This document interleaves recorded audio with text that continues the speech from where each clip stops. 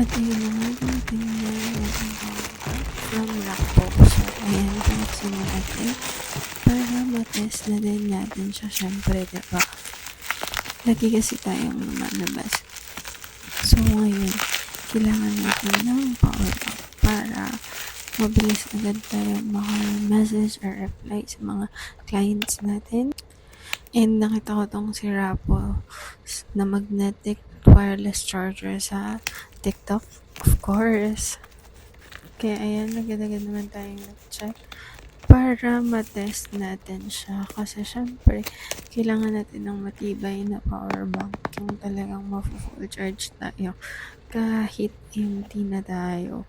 And nung ayan, inopen ko siya, syempre, ang mga kasama nito ay of course, power bank itself, yung magnetic na bilog, I forgot anong tawag dyan.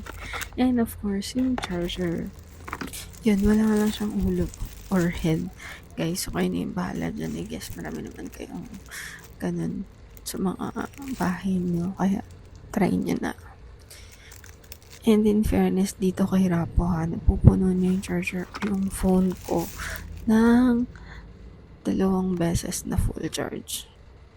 Siguro depende din sa inyo sa paggamit ng phones nyo and ng charger.